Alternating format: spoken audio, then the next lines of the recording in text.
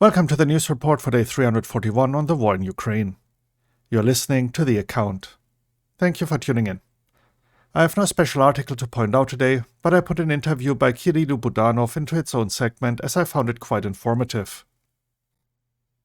Since nothing else really stood out today, I grouped all news updates into the usual situation inside Ukraine, including President Zelensky's visit and meeting with the Prime Minister of Denmark in Mykolaiv, the occupied territories, Russia and Belarus, with an update on a planned Volgograd visit by Putin, Prigozhin and Kadyrov, and the international developments, including updates on the Tanks for Ukraine situation. And to start the report, as usual, the flashpoints along the front. Bakhmut. The situation in and around Bakhmut is slowly deteriorating. Krasna Hora can be considered contested. Both main roads are now under Russian fire control and only some minor roads remain free. Ukraine reported repelled attacks at Ivanivska, Klishchivka and Kurdyumivka.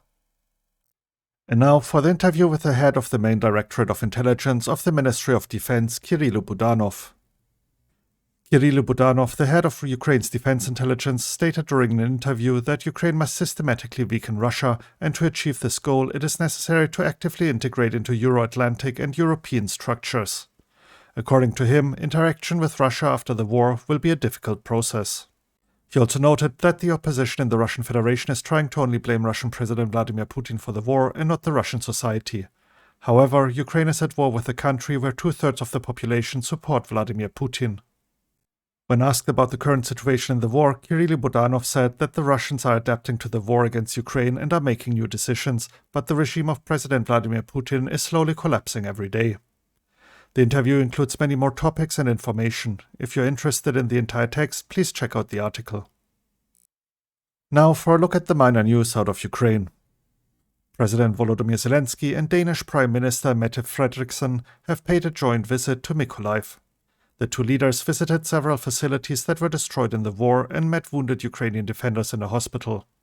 As a reminder, Denmark has pledged to rebuild the city of Mykolaiv. President Zelensky stated on Twitter that the attack on Ukrainian prisoners of war held in the Olenivka penal colony in Donetsk Oblast will be included in the charges at the International War Crimes Tribunal against Russia. As a reminder, 6 months ago, a building at the Olenivka prison where defenders of Azovstal were held was shelled. 50 soldiers were killed and 70 wounded. Both sides blame each other for the incident. Ukrainian intelligence believes it was done by the Wagner PMC on orders of Yevgeny Prigozhin. Serhii Haidai, the head of the Luhansk Oblast military administration, might be dismissed from his post soon. It is reported he will be the new ambassador to Kazakhstan. Ukraine could receive about 100 Western tanks from its partners within the next 3 months, according to Ukraine's Deputy Foreign Minister Andriy Melnik. Ukraine has focused on the Leopard tank as it is the most numerous tank with European partners and could be delivered quickly.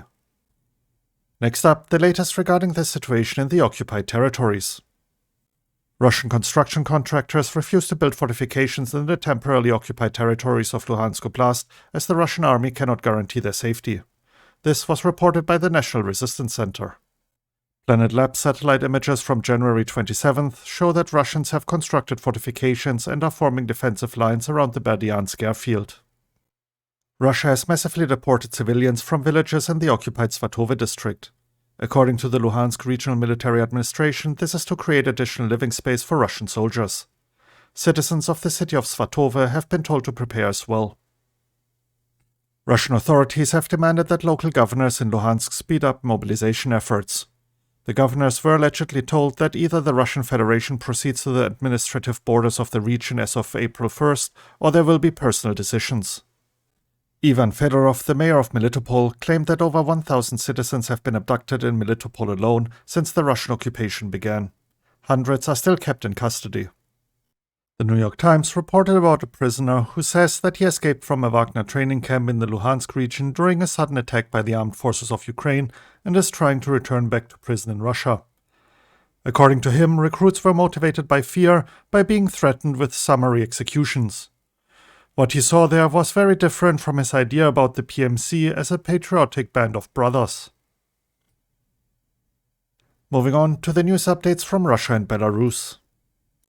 It is reported that Russia is planning to carry out a new offensive before Western tanks will arrive in Ukraine.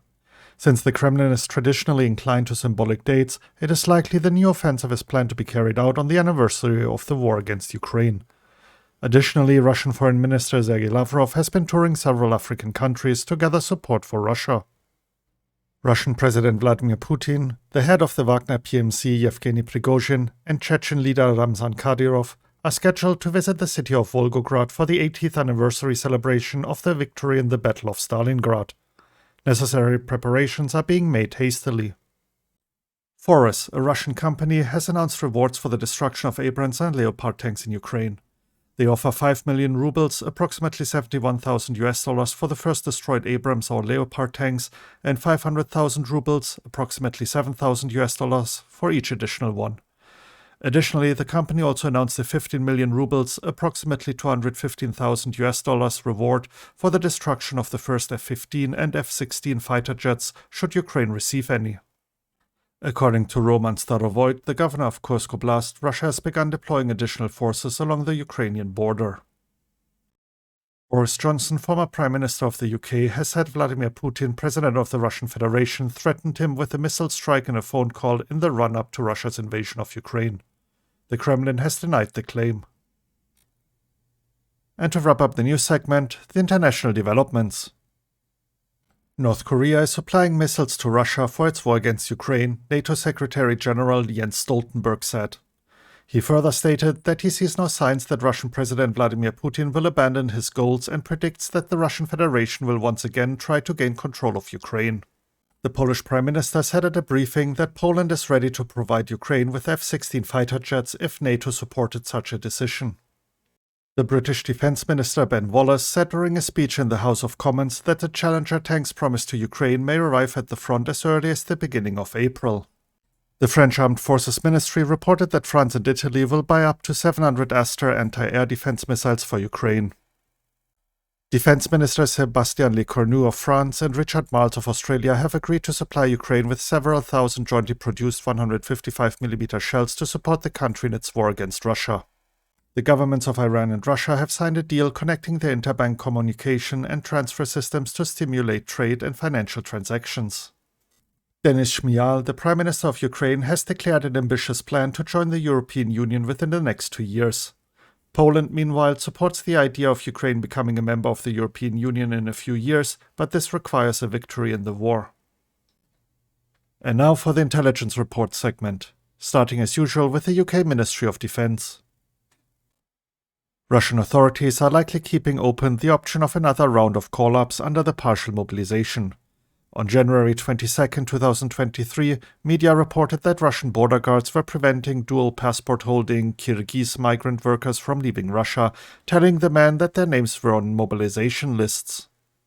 Separately, on January 23, 2023, Russian presidential spokesperson Dmitry Peskov said that the decree on partial mobilization continues to remain in force, claiming the decree remained necessary for supporting the work of the armed forces. Observers had questioned why the measures had not been formally rescinded. The Russian leadership highly likely continues to search for ways to meet the high number of personnel required to resource any future major offensive in Ukraine while minimizing domestic dissent. A look at the latest assessment by the Institute for the Study of War. According to the researchers, the delays in supplying Ukraine with advanced weapon systems will limit Ukraine's ability to conduct larger counteroffensives to exploit Russian flaws and failures. However, this is not the only reason. Internal factors in the Ukrainian military and political leadership have also contributed. Additionally, the Institute argues that military aid provided by Western allies is essential to Ukraine's survival, as Ukraine lacks a significant domestic military industry. The researchers continue to assess that Ukraine has the ability to liberate occupied territories with the current and promised aid, and that it is a matter of vital national interest for the Western partners that Ukraine does so. The most noteworthy statement in the assessment is, if the West's aim had been to shorten the war by speeding Ukraine's liberation of occupied territory, the assessment that stocks of Soviet-era weapons held by friendly states were running low should have triggered a fundamental change in the provision of Western aid starting in June 2022. And to wrap up the report, the evening update by the General Staff of Ukraine. The enemy continues to conduct offensive operations in the Liman, Bakhmut, Avdiivka and Novopavlivka directions. In other directions, the enemy is defending. According to available information, the Russian occupiers forbid school children to study online according to the Ukrainian program in local schools in the settlement of Kakhovsky district. Local teachers refuse to teach children according to the Russian curriculum. Because of this, the occupier threatened to forcefully take children for so-called education deep into the temporarily occupied Kherson region, as well as to Russia and the occupied Crimea. In the settlement of Tavriske-Skadovsky district, Kherson region, in the premises of a kindergarten, the occupiers set up a field hospital where Russian servicemen are treated. It is full of badly wounded invaders. And that concludes today's report. If you're interested in any of the articles, you can find links to them in the description as usual. Thank you for tuning in and have a great day. You were listening to The Account. Slava Ukraini.